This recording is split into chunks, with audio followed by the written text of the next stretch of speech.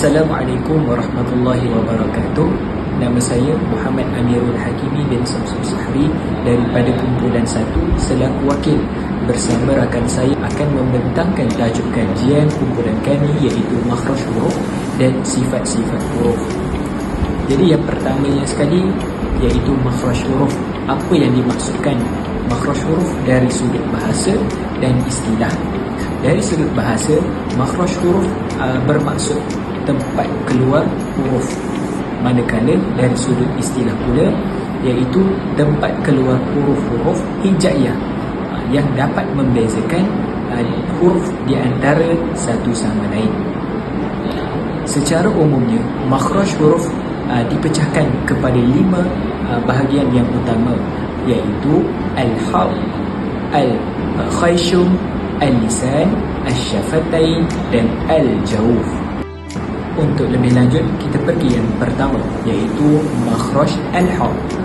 Al-halq bererti kerongkong tekak atau halqum.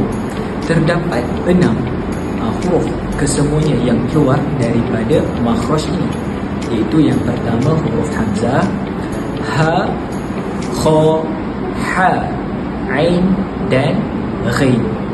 Jadi itu adalah huruf-huruf yang keluar daripada kerongkong tekak atau halqum. Daripada 6 huruf yang disebutkan tadi, ianya dipecahkan kepada 3 bahagian yang khusus, iaitu yang pertama pangkal kerongkong atau kita sebut sebagai aqsal harki.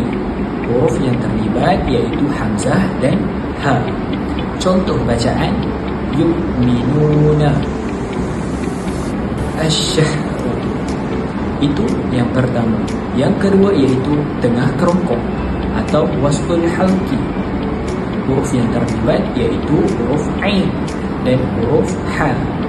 Contoh bacaan al-muhsinina atau ta'tadu.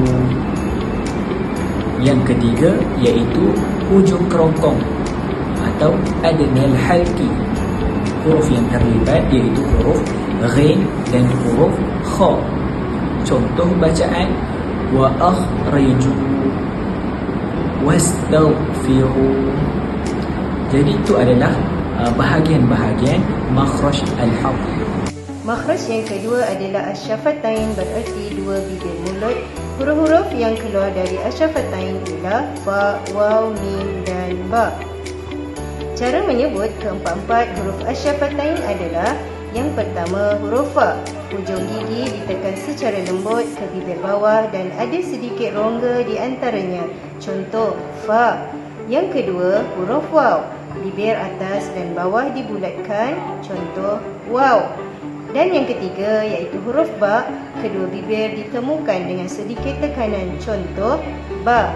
Dan yang keempat iaitu huruf mim, di mana bibir atas dan bibir bawah ditemukan secara ringan. Contoh mim. Untuk lebih jelas kedudukan huruf bagi makhraj asy-syafatain, boleh lihat pada gambar rajah yang dipaparkan. Masuk kepada makhraj huruf al-lisan. Seperti kita sedia maklum, makhraj al-lisan bermaksud adalah lidah. Terdapat 18 huruf yang keluar dari makhraj lisan atau lidah ini, iaitu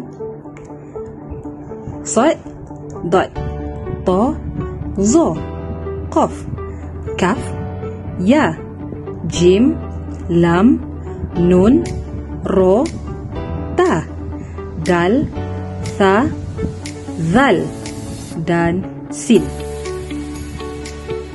Untuk kita lebih memahami konsep-konsep makhraj dalam al-lisan, mari kita perhatikan 18 huruf-huruf yang menyentuh bahagian-bahagian lidah di dalam mulut. Okey, yang pertama adalah huruf qaf. Huruf qaf berada di pangkal lidah dekat dengan kerongkong menyentuh bahagian anak tekak. Yang kedua adalah huruf kaf. Huruf kaf berada di pangkal lidah menyentuh lelangit belakang. Yang ketiga adalah huruf shin, jim dan ya. Ketiga-tiga huruf ini berada di tengah lidah, ditekan ke lelangit atas. Huruf yang seterusnya ialah huruf dot. Huruf dot berada di tepi atau sisih lidah, kiri atau kanan, dirapatkan pada gigi gerham atas. Huruf seterusnya ialah huruf Ra, Nun dan Lam. Ketiga-tiga huruf ini berada di hujung lidah, ditekan ke lelangit depan, atas ataupun belakang, serta dilengkungkan sedikit ataupun daripada makhraj huruf Lam. Hujung lidah tersebut diangkat ke lelangit atas sehingga terlihat lidah di bahagian belakang.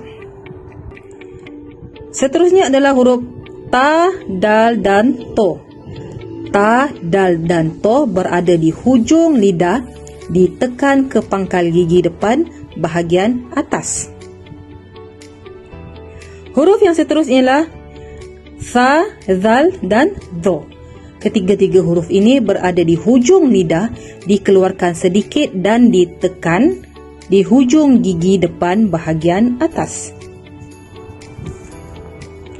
Dan tiga huruf yang terakhir adalah Sin, Zai dan Sad, yang mana berada di hujung lidah, diletakkan ke belakang gigi depan bahagian bawah. Makhraj al-khayshum iaitu rongga hidung. Huruf-huruf yang keluar dari al-khayshum ialah huruf yang berdengung, gunnah, nun dan mim syaddah serta nun dan mim sakinah dan tanwin. Contoh bagi nun sakinah ialah may yaqulu. Contoh bagi mim sakinah ialah fi qulubihim maradun. Contoh bagi nun syaddah pula ialah inni ja'ilun. Dan yang terakhir adalah contoh bagi mim syaddah ialah falamma amba'ahum. Seterusnya, makhraj al-jauf yang bererti rongga mulut.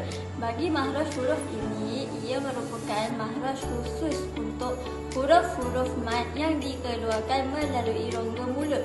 Huruf-huruf mad ada tiga, iaitu alif, waw dan ya. Dan untuk menjadikan ketiga-tiga huruf tersebut sebagai huruf mad, mestilah cukup syarat-syaratnya.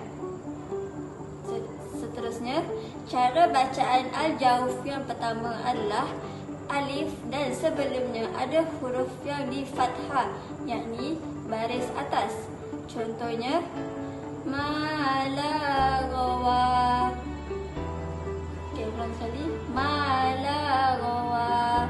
Contoh yang kedua, waw mati dan sebelumnya ada huruf yang di dhammah, yakni baris depan. Kulu.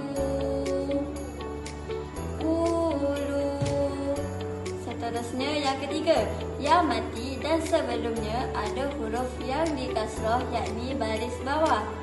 Hamidin. Hamidin. Pembahagian sifat huruf. Dari segi bahasa, sifat huruf adalah salah satu dari perbahasan ilmu tajwid dalam bacaan Al-Quran.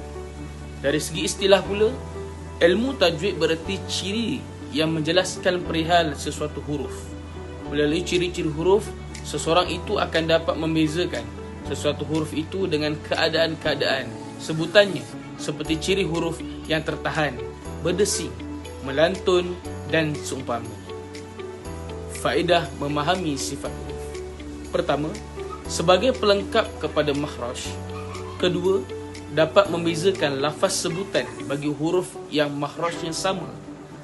Ketiga, dapat mengenal huruf yang kuat dan lemah atau huruf yang dilafazkan secara tebal dan tipis kerana sifat yang wujud pada hurufnya.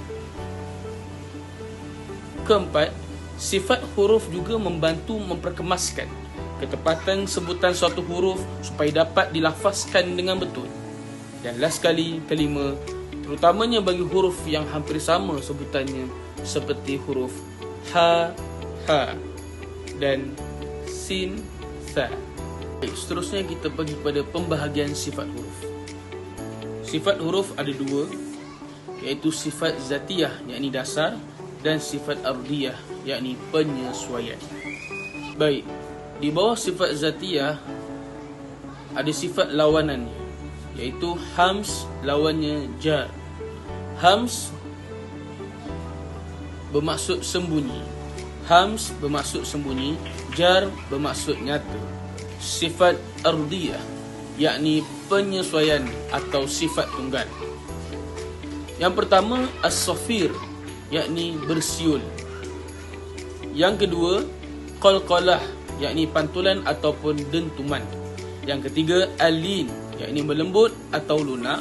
Yang keempat al-hinhiraf yakni melincung. Yang kelima at-takrir yakni berulang-ulang. Yang keenam at-tafashi yakni menghambur, dan last sekali al-istitalah yakni memanjang.